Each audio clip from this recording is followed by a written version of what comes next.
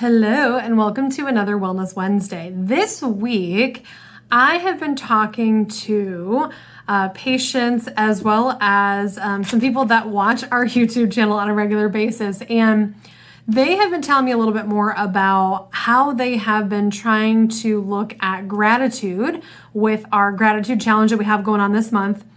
And one of the things they've noticed is with everything going on around them, with the holidays approaching, they're feeling very overwhelmed. There's a lot going on. There's a lot happening. There's a lot of things to prepare for, and it seems like the year got away from them. So they were looking for some tips and things that they could do to help with that feeling of overwhelm or kind of get a handle on some of the anxiety, knowing what's going on with their emotions a little bit more. So what I wanted to do today is talk a little bit more about things we can do to help ourselves when we are overwhelmed, when we are overworked, when we are overstimulated, to try to get a handle on and also reconnected with our body. So one of the very first things I wanted to talk about is breathing exercises. So I know in the past I've talked about breathing techniques specifically for anxiety and panic attacks, but I want to talk a little bit more about what I like to call body-centric breathing. So what that means is you are trying to reconnect with your body, reconnect with your breathing patterns to help you relieve some of that stress and that feeling of overwhelm. So to do that,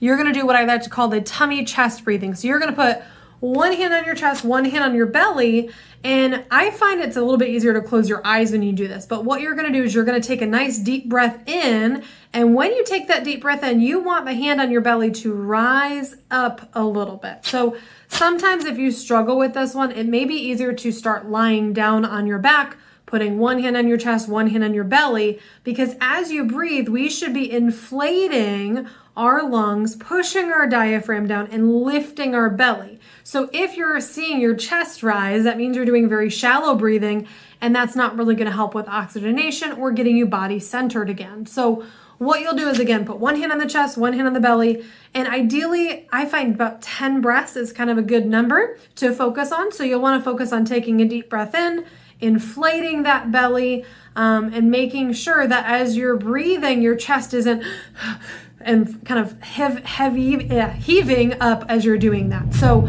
definitely want to make sure as much as possible that when you're doing that breathing, you are feeling that belly rise, and then you're going to blow out that air through your mouth like you're blowing through a straw. So breathing in through your nose, inflating that belly, blowing out through a straw. So 10 deep breaths is kind of a good number, like I said, that I found to help with that. The second thing we want to do sometimes is when we are overwhelmed and we're emotional, everything seems like it is overwrought and kind of overwhelming to deal with and try to sort through. So one of the things that I have found is if we can take our brains from emotional overwhelm, feeling blamed, feeling whether you are feeling like you are upset or betrayed or whatever you're feeling, you want to kind of put that emotion aside. And instead, I want you to actually write down a list. I don't know what it is about writing it down on paper, but for some reason that seems to help with this. What you want to do is write down the problem. So say, for example, your child forgot a snack or a lunch that day and you have to get them a lunch and you've got so many other things to do. So the problem is child doesn't have a lunch. So we write down our problem and then we write down 3 solutions. So I can pack a lunch and take it to their school. I can perhaps call the school to see if they have a lunch they can provide for them. Or potentially you can go grab something and drop it off around lunchtime that they can come pick it up in the office. Or potentially you have a partner that could have a other option that they could jump in and do that for you, or a friend, or maybe a grandmother or family member or neighbor, whoever lives close to you that might be able to take care of that for you. And basically you can figure out, okay, the problem is this, here's a couple solutions. I'm going to pick one and handle it. That way we don't have to get emotional. We don't have to get locked up in the emotions and the frustration. We can just say problem, solution. Pick one, handle it, it's done, it's taken care of. Now I can move on and get to the rest of my life and whatever else is going on that day.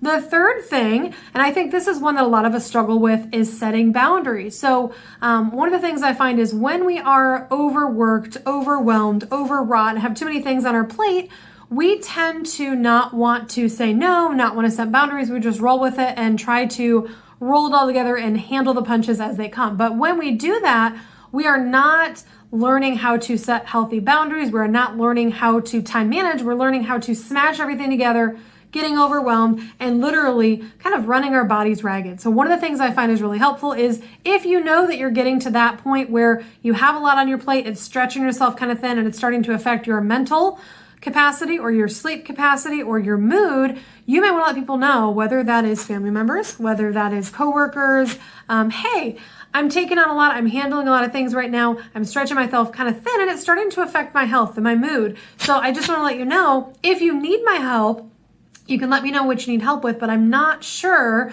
or I'll let you know if I'm able to help with it at that time, because again, I've got a lot on my plate right now. That's going to kind of set them up for a no. That way, if they come to you and say, oh, I need help with this, you know what? I really don't have time on my plate for that. Maybe next week I'd have some time that I could set aside, but not this week, I'm sorry. But setting them up for that no, or at a work environment, maybe saying, you know what, I am going to try to commit to getting all this stuff done. I really don't want any distractions. If you need my help with something, can you send me an email and I'll get to it as I get to it, rather than you walk in my office and I have to drop everything and do what you want to do, rather than being in the mix of what I'm in the middle of. So setting those boundaries, setting some expectations for, like I said, coworkers, family members, whoever it is that tends to put things on your plate or perhaps jumps in line ahead of other things, it might be helpful to let them know that, hey, I'm already doing this. Can we talk about this tomorrow? Can we set up a time another day this week? Can you send me an email? I'll get back with you when I'm able to do that. Maybe helpful for them.